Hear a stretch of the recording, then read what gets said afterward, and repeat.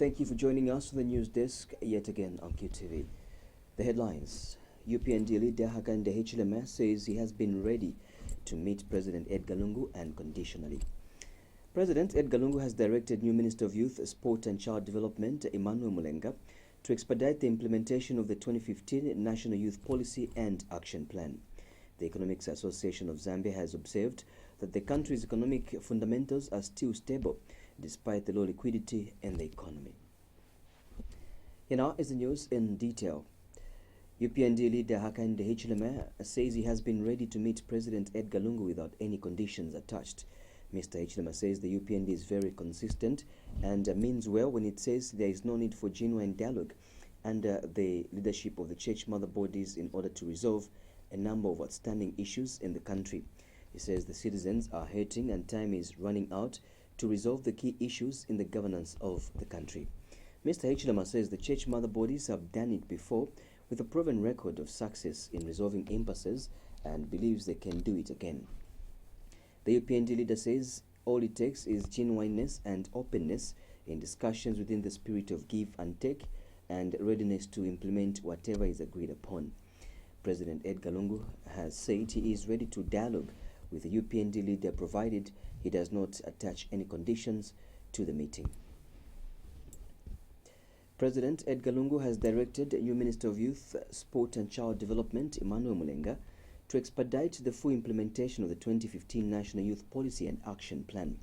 President Lungu has also directed Mr. Mulenga to ensure that appropriate skills are developed in order to empower youths in the country. Zanis reports that the head of state said this when he swore in Mr. Mulenga at State House in Lusaka today. The president says his administration and the PF remains committed to promoting and improving the welfare of the youths in the country. President Lungu notes that Zambia's population is largely made up of 60% of youths who need to be engaged in productive activities. He has challenged the new minister to inspire youths and sway them away from vices such as drug and alcohol abuse and promiscuity to avoid being afflicted by HIV and AIDS. He says there is need to engage the defensive forces to see how to synergize ideas and innovate productive activities among youths in order for them to contribute to the country's development. The president says there is need to give youths necessary and adequate skills so that they can play a part in the economic agenda of the country. And President Lungu has implored Mr. Mulenga to ensure that the country's footballing fortunes are turned around. He notes that it must have been disappointing for Zambian fans to watch the just-ended 2019 AFCON in Egypt without Zambia's participation. The president urged Mr. Mulenga to consider calling for a national sports endeavor to find solutions to Zambia's declining sports fortunes and reputation.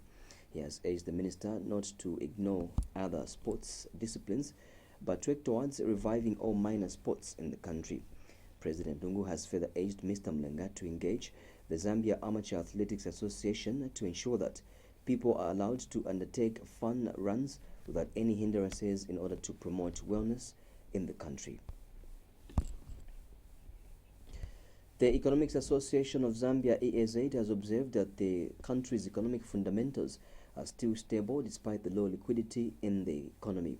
EAZ President Luinda Havazoka says businesses can continue operating while government is dealing with the issues of low liquidity. Dr. Havazoka has, however, advised the business community not to be over-reliant on government, notwithstanding the fact that it is the largest consumer of goods and services. He tells QTV News that businesses still have an option of the private sector. We should create businesses such that we don't rely on government. I think private sector to private sector businesses and private sector to citizen business is very, very important. Let's not over-rely on the production of goods to be consumed by government, because at the end of the day, when you acquire more risks when everybody is dealing with government and they're not dealing with other parties. When government goes into stabilization measures, like austerity measures, you won't receive your money. So let's look at the export market. Those in the agriculture sector produce for not only Zambia but for Congo. Those that are doing roads can look at PPP arrangements and put tolling, can approach government. Those are the issues that we should do rather than relying so much on government. Of course, you can't run away from the fact that the government is a major consumer of goods and services, but our business should not be tilted towards businesses. It should be more diversified and complete. We should. Meanwhile, the number of people who want to participate in the Economics Association of Zambia inaugural Economic Summit has risen by 150, about the 300 that were earmarked for registration. EAZ President Luwinda Habazoka says 450 participants have been registered, with at least 150 more on the waiting list. The EAZ President was speaking at Kenneth Kaunda International Airport when Mahogany Air unveiled an Embraer 120, which has been specially branded for the EAZ Summit, which will be held from the 25th to the 26th of July 2019 in Livingstone. Thank you very much to the founder and CEO of Mahogany, Dr. Beremo, for having the trust in the Economic Association of Zambia and partnering with us. And we promise that our relationship does not end here. It's a relationship that is going to even move forward. And the goodness with such businesses, now we know each other, and we shall be supportive of each other. Sometimes it becomes very difficult for Mahogany to speak on their behalf, but Mahogany, just when we met earlier this year, acquired a friend and a protector and an entity that will protect the interests of the aviation industry, to ensure that even new players that are coming, we're not saying let's close this sector, but we're trying to say that we should be very careful that whatever we do is done in the best interest of already existing businesses. Earlier, Mahogany Chief Executive Officer Jim Belemu assured the Economics Association of Zambia that the partnership the two institutions have entered into for the Economic Summit will not end with the summit. We pride ourselves with the fact that we are able to interact with institutions like this, because it is from there that we derive a lot of not just inspiration but knowledge as well, the direction of economy. As you may know that we had suspended operation in 2014, but it was nothing but economics.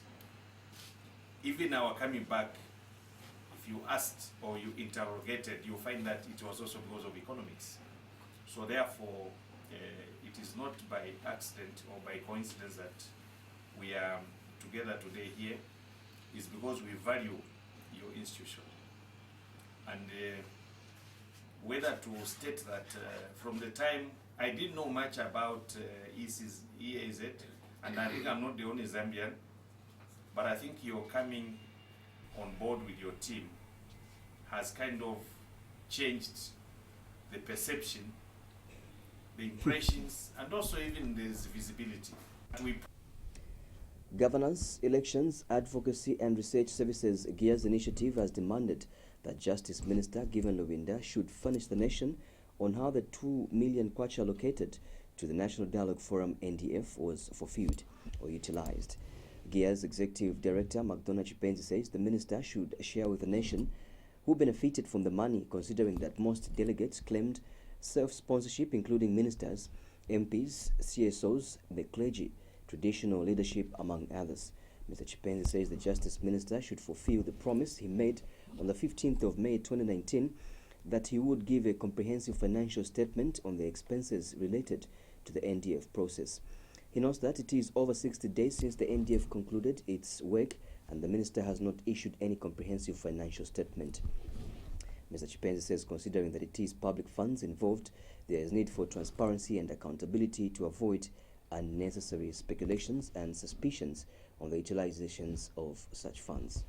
GEARS initiative is still waiting for a financial report from Justice Minister Given Luwinda on the use of the 2 million kwacha meant for the constitution refinement through the National Dialogue Forum process. The Justice Minister is on record having told the nation that in the aftermath of the NDF process, he would issue a comprehensive financial statement on the expenses related to the National Dialogue process, which has not yet come to date. Today, it is over 60 days since the NDF concluded its work, and the minister has not issued any comprehensive financial statement, and we wonder what is the complication not to have done so. Being a public money that was involved, transparency and accountability is very important to instill confidence and public trust in how our leaders are utilizing this money. Ministry of Water Development, Sanitation and Environmental Protection Permanent Secretary Bishop Dr. Eddie Chomba says his ministry will start conducting performance appraisals for construction companies working on various projects under his ministry. Bishop Chomba, who has expressed disappointment at the slow pace the contractor engaged to put up water pipes in Chongwe district is working, feels most contractors are not taking work seriously. Speaking when he conducted an on-the-check sport works on the construction of 27 kilometers long water pipe line from Margaret Mwachie water supply transmission to Chongwe, Bishop Chomba says government is committed to ensuring that the people of Chongwe are provided with clean, safe and adequate water, but that the contractor engaged is delaying the progress in this regard. Here is a report. Even though it's part payment, we paid 2 weeks ago. And everybody else is talking about it is 5 million. 5 million is not 5,000. It is 5 million. If it is unrebased, it is 5 billion. That's what we have paid. There is no any problem, sir, from our side. We are going to give you works as per your schedules. We are going to revise the schedule of works. We need to revise that. And we need to revise it just on site here. Yes, sir, no particularly when we are talking about, digging this trench. Why can't we do 2 kilometers a day? You've got an excavator. He is angry. Ministry of Water Development, Sanitation and Environmental Protection Permanent Secretary Bishop Dr. Ed Chomba could not hold back his anger and disappointment over the slow pace of construction works by Zambezi Drilling Limited, contracted to excavate and lay water pipes in this 27-kilometer stretch from Chongwe's Margaret Mwachie area to Chongwe town, meant to supply clean and adequate water to the residents of Chongwe. Chongwe is currently facing a water crisis following the drying up of the Chongwe River, which supplies water to the residents of Chongwe, as explained by District Commissioner Robster Mwanza. Residents are only depending on boreholes and shallow wells, which is unfortunate for shallow wells. Yes. The situation, which the residents have been subjected to for years, has called for measures to be put in place, and one of the measures is this 17.2 million project being spearheaded by government through the Lusaka Water and Sewerage Company. Today, Dr. Chomba visited the site, but he was angered and disappointed by what he termed as a slow pace and lack of seriousness by the contractor. By now, we'll have done, how many kilometers are we doing? 8. Only 8 kilometers? Yes. In 5 days, we can fail to finish 8 kilometers. Look, how deep is this? From 800. 800 meters here. Can we fail to do this with an excavator? No. We can't fail. So, there is a sluggishness now from the contractor. And this is where we don't start to sit in very well. The permanent secretary has since given out this warning. And this is not fair on behalf of the government and on behalf of the people in Chongwe. Because now we'll be talking about laying the pipes down. Even if we're going to owe them a little bit of some money, the contractor is expected to show goodwill that we have done the excavation. It does not require any expertise. We have got local excavators and the local people. They could have done this in 3-4 days, finished. But now we are at 300 meters. And so I'm not very happy. That is not the work people should work. And I've already indicated we are going to start appraising the contractors based on the works they do. The engineer on site, only identified as Jesse Gard, however, gave this assurance. Give the works schedules as per themselves. There is no any problem. We are going to push the works day and night also. Okay. We have done up to 19 kilometers. You can see the works very well and very speed. Yeah, well, recently we paid by government, and we are going to we have given some back because of some payments. So we are pushing the work, no problem for them. It is therefore hoped that following such a visit, the execution of this project will be hastened so that the people of Chongwe can have access to adequate and safe drinking water. Nakaonga reporting for QTV News in Chongwe. Chapter 1 Foundation Executive Director Linda Kasonde has charged that Zambia is the most unequal country in the world, as the majority of people are living in adverse poverty and there are few benefiting from the country's natural resources. Ms. Kasonde, who is also a former Law Association of Zambia president, notes that despite the vast mineral wealth and natural resources Zambia is endowed with, most people are jobless while most people are wallowing in poverty. She notes that the divide between the rich and the poor in Zambia is too big compared to other countries across the globe. Ms. Kasonde has since noted the need to deal with corruption and high levels of debt in order for people to prosper. Meanwhile, Ms. Kasonde has condemned the proposed amendments to the Constitution as contained in the Constitutional Amendment Bill 2019. She says the proposed amendments are meant to hijack what was contained in the 2016 amended Constitution, as well as give more power to a few individuals, citing the removal of the 50+1 clause, the introduction of deputy ministers as some of such clauses. We want a Zambia where everybody prospers. The youth, the elderly people want a future where they can prosper. Because our country is extremely wealthy. We have so many resources, and yet only a few are sharing in those resources. Zambia is one of the most unequal countries in the world. Just think about that for a minute. That means that the divide between the rich and the poor is one of the biggest gaps in the world. And that's just not a situation that's a situation that should concern every Zambian. And as we saw, people came out because they were concerned about those things. But primarily, what is most important and most critical at this time are the attempts to amend the Constitution, because that document dictates how the people of Zambia will be governed. And it appears that our current government is trying to hijack what the people of Zambia said in the constitutional review processes leading up to the 2016 amendments. Because it's that the people of Zambia spoke one, for example, the 50+1, now they're trying to bring in coalition governments. Where has that come from? That's not from the people. And the deputy ministers as well, we took that out, it's coming back. Where has that come from? Because the government told us that this would be an inclusive process. And when any constitution-making process should be inclusive, because it's the people saying how they want to be governed. And yet, only a few people in the NDF made decisions on the part of the whole country, which is not inclusive. And those changes that they made were not just clarifications of issues that were unclear. They were wholesale changes to the Constitution that only increased the power of the executive in this nation. The Energy Regulation Board, ERB, has assured the nation that the escalating tension in the Gulf will not have an immediate impact on the price of pump fuel in the country. ERB Executive Director Langiwe Lungu says whatever is happening in the Gulf, where the US and Britain are embroidered in conflict with Iran, has no effect on the next consignment of crude oil Zambia is getting. Ms. Lungu has noted that and told QTV News that each time a new cargo of crude comes in, an assessment is done alongside finished petroleum products brought in by road before determining the fuel pump price. She states that this is why she cannot also speculate on whether the tension in the Gulf will impact on the price of crude oil, will cascade and result in increased fuel pump price in Zambia. You know, whenever we talk about the pump price, I know there are all those international factors that may affect it. We've always said that. But for us, we deal with the figure, and whatever has happened now has no effect on the next consignment that we're getting. Like we've always said, when a cargo comes in, we assess it together with the finished product or the refined products that come by road, then determine the price. And we'll look at all the other factors. As we've explained, sometimes some factors sometimes cancel out each other, and the price may remain the same, it may go down, it may go up. And that's why in our announcements, we'll always refer to a particular ship having docked. So I wouldn't want to speculate, but when we have a ship, it's docked, we've priced it, we'll be able to tell you what the price movement will be.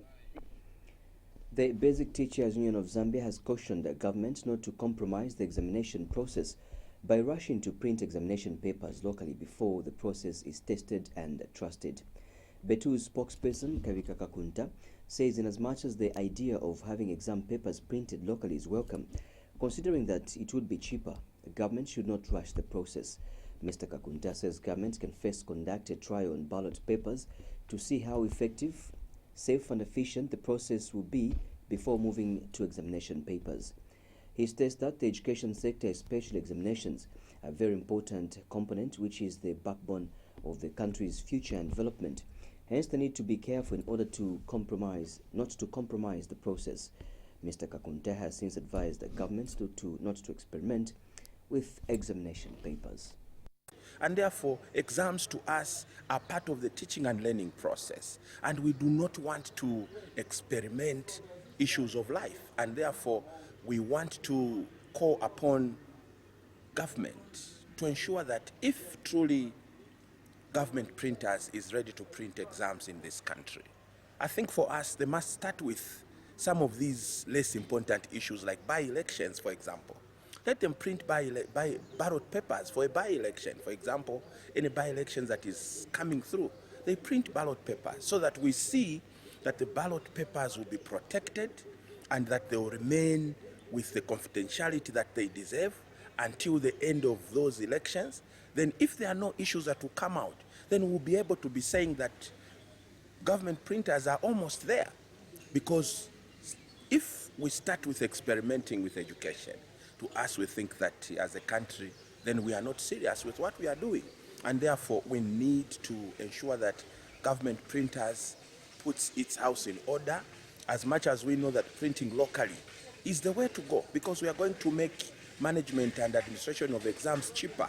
But we cannot experiment the process until we are sure that we are ready to print through government printers. Then we can allow that exams be printed locally. President Edgar Lungu has been praised for publicly counseling youths to desist from engaging in any form of violence ahead of the Katua parliamentary by-election. Anti-Voter Apathy Project AVAP Executive Director Richwe Omolwani says it is progressive that President Lungu reminded the youths that he has never fought his main political opponent, UPND leader Hakainde Hichilema. In an interview, Mr. Molwani has told QTV News that AVAP expects other political party leaders to do the same and publicly denounce electoral violence in the ongoing campaigns for the Katua parliamentary by-election. And Mr. Molwani has held the peaceful campaigns so far ahead of the Katua parliamentary by-election. He states that AVAP hopes that with the peaceful campaigns, electorates will be given an opportunity to exercise their right to vote on the polling day. The National Legal Aid Clinic for Women, in partnership with the European Union, has today officially opened a Level 3 para. But I think what is important is for them to ask themselves. They need to read the Constitution, the constitutional bill, and ask themselves. Program for Legal Empowerment and Enhanced Justice Delivery Plead Component Manager Christian Roth says legal literacy in Zambia is limited as most legislation is only available in English language with legal jargon that a layman barely understands. Speaking during the opening of the National Legal Aid Clinic for Women in partnership with the European Union, Level 3 paralegal training in Osaka, Ms. Roth says this leaves many aggrieved persons without any possibility of receiving legal advice or information on how to claim their statutory rights. More in this report.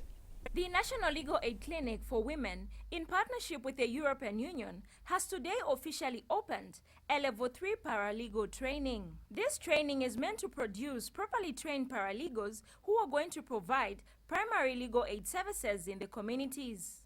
Program for Legal Empowerment and Enhanced Justice Delivery, Pleads Component Manager Christian Roth had this to say. Various organizations have trained paralegals for different periods of time without specified requirements about the period or the content of training or which particular paralegal services can be provided. Whereas I think the National Legal Aid Clinic for Women has always provided one of the most comprehensive training. The situation changed as soon as the National Legal Aid Policy was launched by the Minister of Justice last October 2018. The first draft of the National Legal Aid Policy was developed over 10 years ago, experienced several changes, and was then finally approved by Cabinet. Raymond Kankomba is Senior Paralegal Officer for National Legal Aid Clinic for Women. So like that, it's a profession now that everyone can look at and expect to get quality basic legal services. That is the importance of this training. And if you see, we are training people from around the country because the National Legal Aid Clinic for Women speaks to the whole country. So it has zoned the country. So everywhere where there are people, the clinic operates. So that is why we want to ensure that we have representatives on site who are well trained to represent us. The Law Association of Zambia, LAZ, was also present. Basically, the community members are those who have a basic education. So a lot of them at least do have grade 9 and others also have grade 12 certificates. So these are people able to read and write and can be able to understand various legal provisions. As you might be aware, as law, you need to be able to clearly understand what the law provides and be able to research and find law where you can find it within the various statutes and legal acts that the Zambian government have. So with the view of this, all of this can be able to read and understand basic things in terms of legal requirements. The Level 3 Paralegal training is expected to run from the 22nd of July to 12th August 2019. Martha Katambi, QTV News in Lusaka. Alliance for Community Action Executive Director Laura Miti says Zambians should reflect on the main reasons why hundreds of people came out for the Yellow Card campaign against corruption. Ms. Miti has told Q News that questioning the source of funding for the campaign will cause people to miss the reasons why people took part in the campaign. She says important issues such as corruption and hijacking of the constitution by government are some of the major issues that brought many Zambians out on Saturday, the 20th of July, 2019. Ms. Miti adds that Zambians need to read the Constitution Bill 2019 and ask themselves if this is how they want the country to be governed. Patriotic Fund PF Media Director Sunday Chanda has challenged the organizers of the Yellow Card campaign to disclose their source of funding. But I think what is important is for Zambians to ask themselves. They need to read the Constitution, the constitutional bill, and ask themselves, is this how they want to be ruled? Do they want a parliament that has no power over debt contraction in a country which is drowning in debt?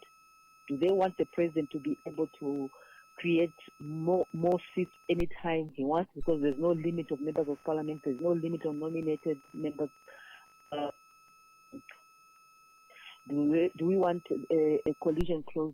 Essentially, do we want a constitution that gives absolute power to the presidency? Do we want our level of corruption? Do we want one person to build 49 houses? Do we want hospitals with no medicine? Is this what we want? I think that is the substantive question. Because if we then get distracted on who's funding who, we will not discuss the issue which brought people out on Saturday.